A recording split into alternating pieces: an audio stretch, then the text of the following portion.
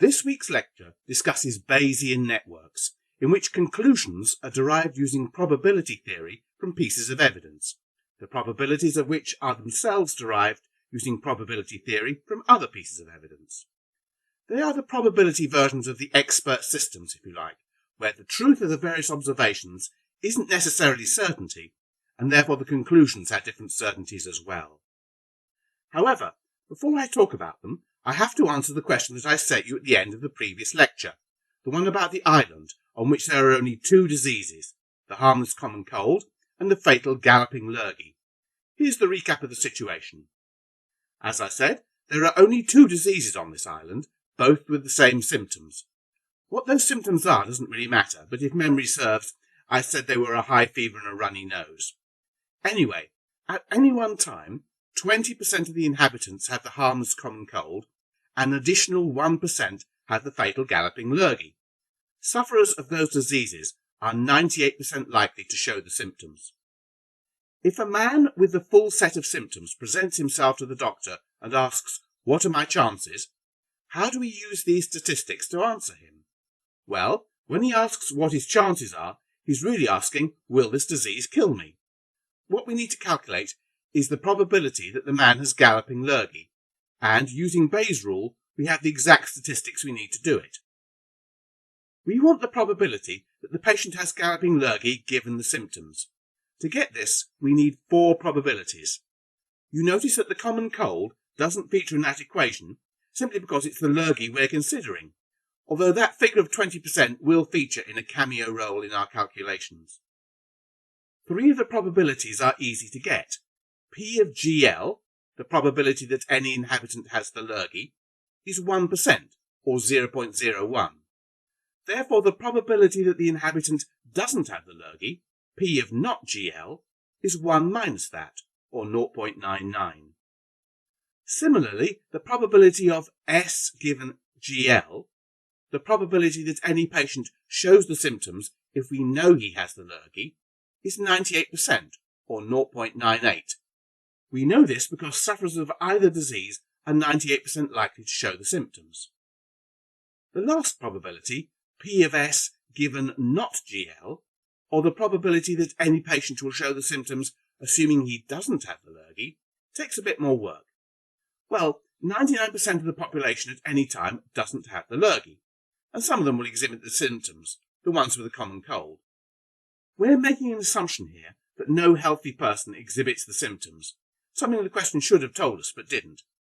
My fault that. We have to read between the lines there. So, out of that 99% of the population, what's the probability that anyone will show the symptoms? Well, 20% of the population at any time have the common cold, and of them, 98% show the symptoms.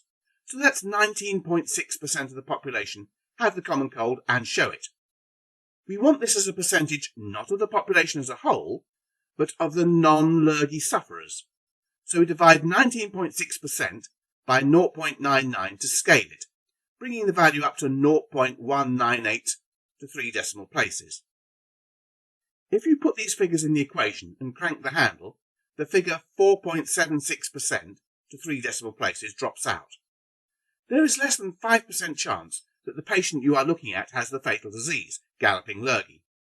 Even so, the chance of almost 1 in 20 that the disease you have is going to kill you would worry me a great deal. That's where your bedside manner as a doctor comes into play. Okay then, back to the topic of today's lecture, Bayesian networks. You might see these referred to as Bayesian belief networks, or simply as belief networks. They are diagrams with nodes joined by arrows, showing how one thing causes another. Or I should really say, how one thing tends to cause another, as the whole thing is driven by probabilities at every stage. We can track the probabilities through the diagram, following the arrows to get the final chance of some particular outcome that we're interested in, or chain backward to get the probabilities of various causes given an observed outcome. I'll illustrate this with an example. A man is brought into a police station with bruise injuries, along with a perpetrator accused of punching him. There are two basic ways that man could have gotten his bruises, either directly from being punched or through falling down. Of course, he might well have fallen down because he was punched. As the desk sergeant, it is your responsibility to assess the probability that the injuries you see were caused by a punch.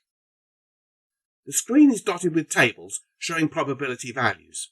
The a priori value probability that the man was punched before we even consider the state of his face is 0.8, as in these situations, experience tells you that about 4 out of 5 people brought in have indeed been punched. That punch might have caused him to fall over, or he might have fallen over without being punched. The table in the top right tells you that if he hasn't been punched, there's only a 1 in 20 chance that he'd fallen over, whereas this probability rises to 40% if he has been punched. Finally, there's the probability of receiving bruise injuries, whether he's fallen or not. There are 4 possible combinations of events that can lead to bruises, and the probability of bruising is given on the bottom right. You can see that if he hasn't fallen or been punched, then the probability of being bruised is very low, only 1%. If he falls without being punched, then there's a 50-50 chance of bruising, and this increases to 70% if he is punched without falling. Finally, a fall and a punch together produce a high probability of bruising, namely 96%. Well, we definitely have an injured man on our hands, so what are the odds that he was punched? Take a deep breath, because this is going to get stodgy.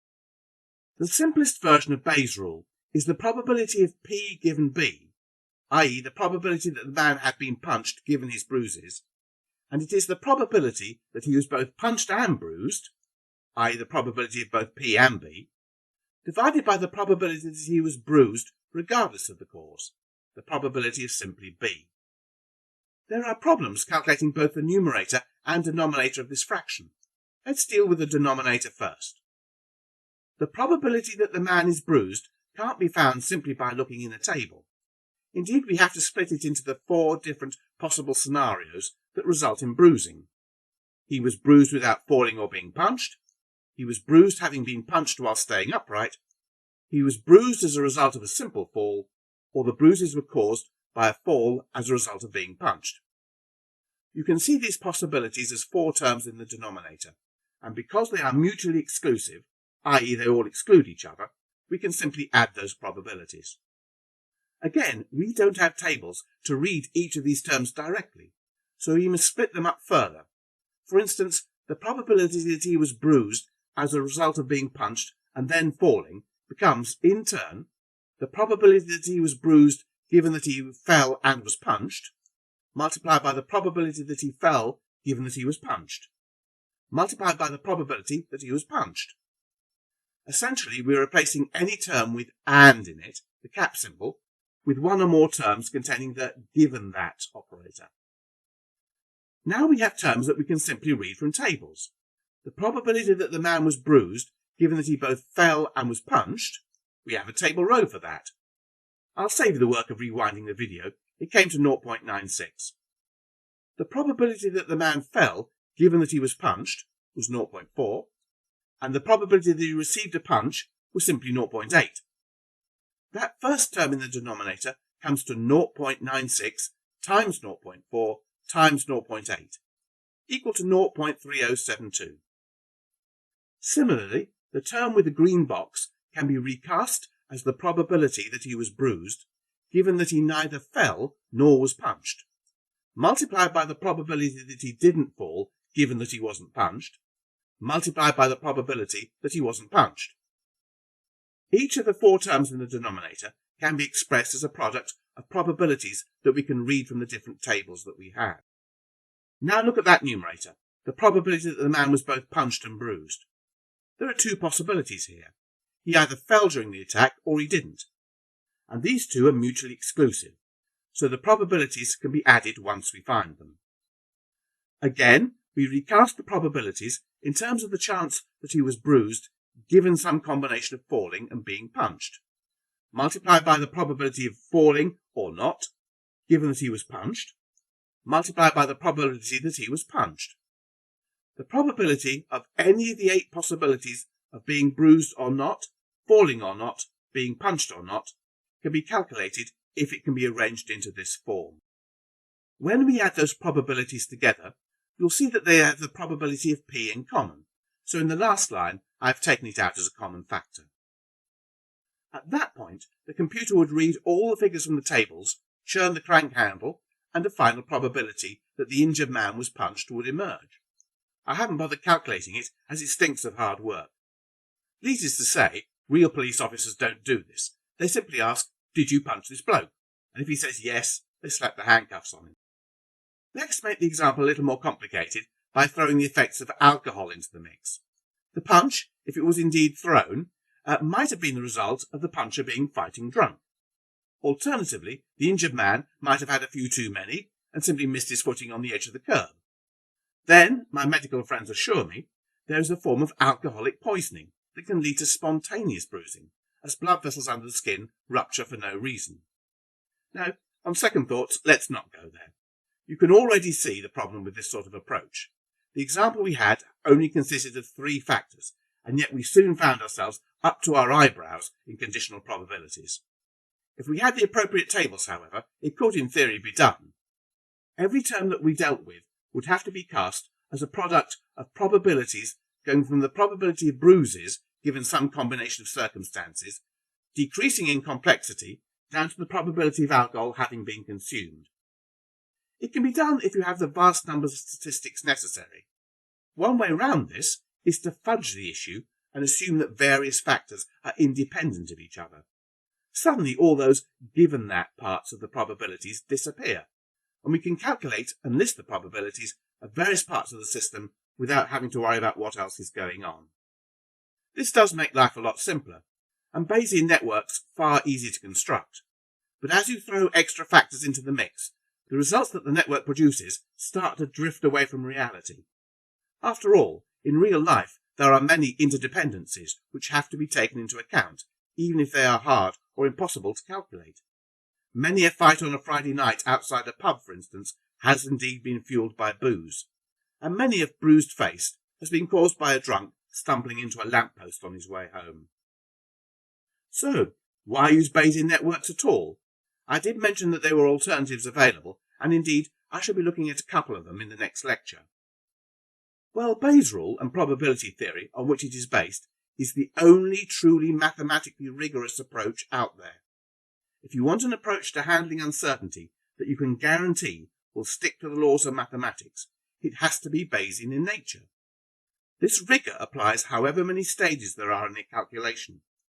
In the example above, we had alcohol, or not, leading to a punch, or not, leading possibly to a fall, or not, leading to bruising, or not.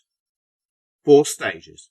If we had 100 stages, providing we had the correct tables for the calculation, we could be certain that our calculated probabilities will be mathematically sound. For instance, we will be certain that the probabilities for all the different combinations calculated would add up to 100%, as common sense would predict. The other advantage is that you can calculate the probability for any factor or combination of factors in your system, given any other combination of the other factors.